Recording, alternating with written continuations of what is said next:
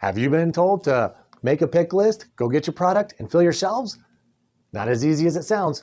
Well, learn how today from the best of the business. Watch what they do. Learn from their tricks and tips. Today we're going to go over how to make a proper pick list for a store. When you first get in, you're going to want to hit all your feature displays first. Those are priority. We want to make sure that we have those full and looking as clean and neat as possible right when we first get in. So we're going to go through to the end cap here, and we're going to make a list. So I need 4 Dr. Pepper. I need 3 Zero Melon Dew. I need 3 Melon Dew. Okay? We're going to go ahead and break this off into section so that I remember exactly what this is for. This is my front end feature. Next, we'll go ahead and head down the aisle so that we can separate the two, and then we'll load it in order so that by the time I get back here, there won't be anything for me to move on top of these items right here. Let's go.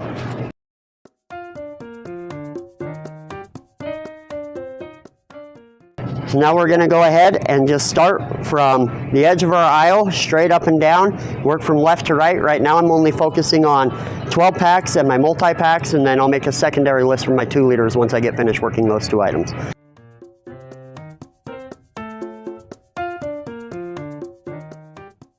So we're going to make a list of this pallet while we're still on the same aisle, and we'll block that off so we know where these 12 packs are supposed to go. Okay, now that I have my list all made and separated, you can see I got a list for my front end cap, for my aisle, and for my back display on the aisle. So we're going to go ahead and make a pick list or go load up a cart, and we're going to do it in order.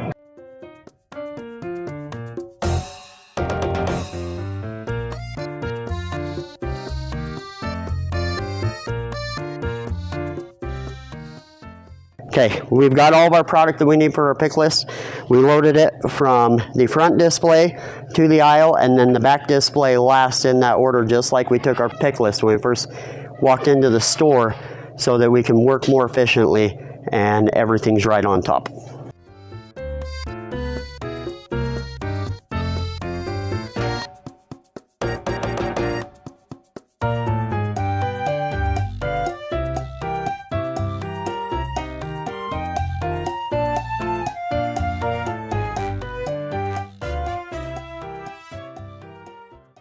And that's it. We're done.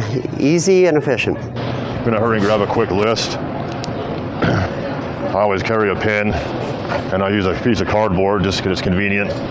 So I need a case of Diet Pepsi.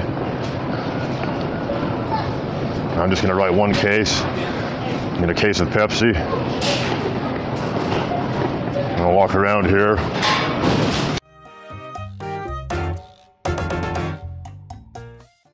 Now I'm going to label this one my swig display. Looks like my 16.9s are good. I'm going to need a Diet Dew 12 pack. And we've been out of Dog Zero, so I had an extra strip of Diet Dog. But I've got that back in, I know, so I'm going to pull these and I'm switching it out to Dr. Pepper Zero. So I'm going to need 10 of them. I know this is 10 high on my aisle display now. Don't really need a whole lot here. A Pepsi, a Dew.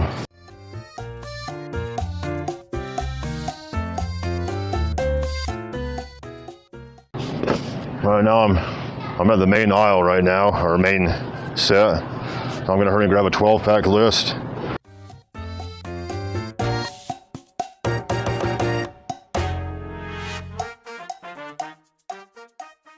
And that's about it. Now I'm gonna go back to the back and pull everything I need, and we'll get this store looking good again. First thing I'm gonna do is start with my lobby display. That's the first list I made. I need a case of Diet Pepsi, a case of Pepsi, Diet A&W, and Dot Cream, which I know I don't have back here. Now I'm gonna mark them off as I go. So I need a case of Pepsi, and since I have different items, I'm gonna keep my 16.9s on one side of the cart, my 12 packs on the other side. So that does it for my lobby. Now I'll go to my swig display, which was the second list I did. I need a Diet Dew, A&W. Go down to my aisle display. And a Pepsi, a Dew, a Dog Zero. Okay, so now that I got this list pulled and everything, I'm going to start at the back of the bottom of the list, the last list I wrote, and I'm going to work backwards. So I'll end up at the front where I started my list at.